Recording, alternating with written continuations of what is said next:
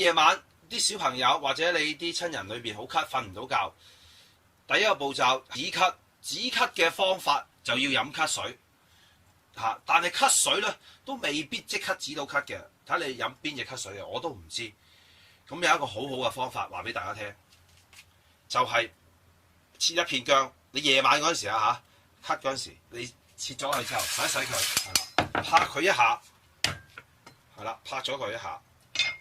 依塊薑拍咗之後，嗱你半夜1點鐘啦，咳到瞓唔到覺，你好痛心噶啦，啲仔女啊或者你啲先生太太啊嚇，咁你都係拍咗一塊呢啲咁嘅薑，好簡單嗱，燒紅隻鑊啊細啲都得啦，因為只係煎一塊呢薑，乜都唔使落隻鑊，就擺落去，係啦，燒熱呢塊薑啊細火啲，係啦，燒熱佢啊，等佢去緊啲寒氣，佢本身好正嘅，嗱你聽唔聽聲？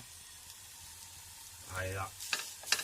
嗱，辣興佢又唔使咁誇張嘅喎，辣興佢，兩邊辣佢，嗱有啲焦燶咗之後，好，但係即刻攞上嚟，俾你個小朋友，俾你嗰個咳嗰個親人，即刻叫佢含起喉嚨，嚼，一路瞓覺，一路嚼汁落去，佢即刻止咳㗎啦。嗱，呢塊咁大嘅，即刻止到咳。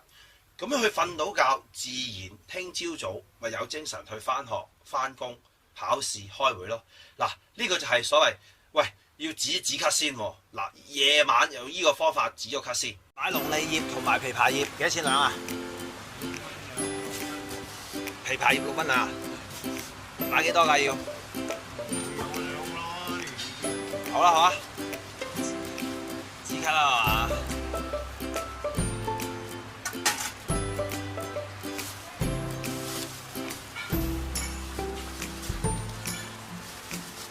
買多半兩呢個龍脷啦，不如2半龍脷，9蚊龍脷，就6蚊呢個枇杷葉啊，好多啲啊，唔該晒。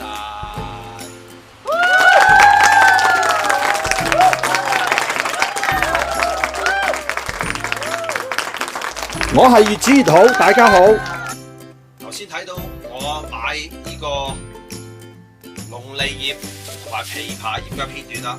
呢個係龍脷葉功效清熱潤肺、化痰止咳，主治肺熱咳嗽痰多、口乾便秘。呢個係枇杷葉。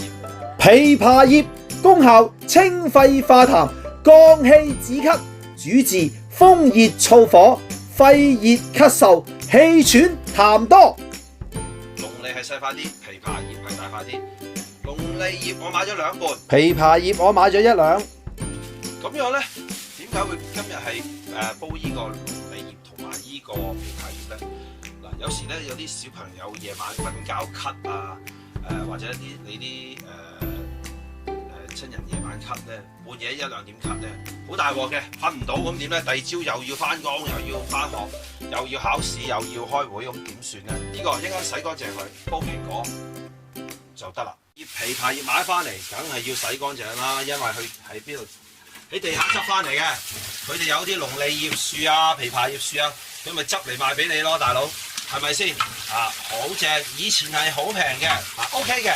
咁你首先浸佢先，浸佢1、2分鐘之後，就唔該你啦，逐塊捽佢，擺過嚟呢邊啦。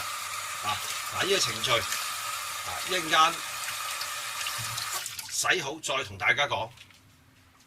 龍脷葉、枇杷葉我洗乾淨啦，慢慢捽咗啦，嗱幾乾淨。嗱呢個枇杷葉啦，嗱你要慢慢捽嘅，佢有時真係好污糟擺地下。咁蘋果一樣係佢有蠟噶嘛，煲個蘋果水啦，一樣洗乾淨佢，係啦，咁一樣係咁樣嘅啫，好簡單。嗱切開佢，小心啲，唔落蘋果，落呢個羅漢果都得。不過羅漢果煲出嚟嗰陣味咧就蓋咗呢啲龍脷葉、枇杷葉啦，所以我都係中意用蘋果嚟煲嘅，用羅漢果都得嘅，甚至乎你落2、3、4粒蜜棗落去都 OK 嘅，係咪？再講一講啦，其實點解會咳嘅咧？大部分都係喉嚨敏感咗，日頭個喉嚨感受到一啲敏感咗嘅嘢沙塵啊咁樣嘅，咁所以就會夜晚咳啦，甚至乎食咗刺激嘅嘢啦，影響個喉嚨啦，係啦。好啦，而家咧就可以咁樣啦，講俾大家聽先，洗翻乾淨個煲啦，頭先洗過嘢，呢啲好好嘅。咁將呢啲龍脷葉、枇杷葉、蘋果就倒晒落個煲度。其實就係唔係好多，兩個蘋果、兩半龍脷葉、一兩枇杷葉，你覺得好多咩？其實真係唔係好多，煲出嚟 OK 嘅。嚟一個嚟呢邊咧，係啦嗱，我呢個咧大約係煲佢3升零水度啦，係煲滾咗先，煲滾咗之後再收細個火，再煲佢5個字度啦，係啦就 OK 噶啦。你其實想醫翻好咳咧，其實仲有一個好好嘅方法嘅，就係利用太陽啦。點樣嘅咧？嗱，我依家擺張圖上去，你要揾一個好猛太陽，中午嘅12點鐘、11點、12點、1點係好猛太陽去曬你個背眉嘅，喺呢個後尾枕嗰度曬佢3-4個字，半個鐘頭都唔緊要。我成日都咳嘅以前，咁我一有呢啲情況咧，我就去曬太陽噶啦。揾個公園趴喺度反轉，咁梗係咪曬塊面啦？唔係黑個墨頭啦，係咪？曬佢半個鐘頭到，曬到好興，佢嗰啲菌死晒㗎啦。咁跟住翻嚟再飲呢一煲嘢，慢慢飲。嗱，呢個煲咗半個鐘頭之後咧 ，OK 㗎啦，可以熄火㗎啦。咁啊，打開個筷子睇下啦，好香嘅。咁呢個咧已經完成咗啦。咁而家咧可以邊個飲都得㗎啦。咁倒出嚟，如果點講咧？如果有咳嘅咧，就唔好雪凍佢啦，唔好雪凍佢俾佢飲。如果有咳嘅就要熱飲，冇咳嘅咧，雪凍嘅飲都係好好飲嘅，當普通水啦，好好食㗎。你睇下，好靚色嘅。咁呢度咧，你慢慢飲咯，幾正嘅。記住有咳嘅咧就要熱飲，冇咳嘅咧雪凍都可以飲。嗱，多謝大家，呢個咧係好嘅，好潤下嘅。對於氣管肺部，煲呢個龍脷葉、枇杷葉咧，飲咗咧條氣就好舒服啦。多謝大家訂閱，越煮越好。再淋翻少少湯落去，哇！喂，完全唔同晒啦嚇，淋落去。咁呢個就唔好落嗰啲青豆啊，九唔搭八啦。OK， 哇！